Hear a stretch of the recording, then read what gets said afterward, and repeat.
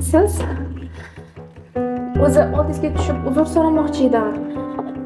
O'sha kungi holatni deb.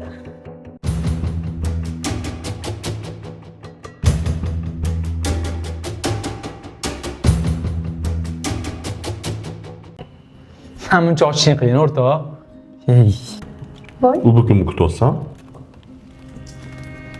yo'q. Uzoq tushuntirish. Kechiring, telefon qilsam javob bermayapsan. Qizim mazasi bo'lmay qoldi-da, ko'nglimga hech narsa sig'may qoldi. Hozir hammasi yaxshimi? Ha. Ha, buldirpanga. Hozir pastga tushaman. Xo'p. Hop. Hammasi yaxshimi? O'zingni olib qochib yuraverishdan charchamadingmi? Yo'q, aytdim-ku, qizimning mazasi bo'lmadi deb.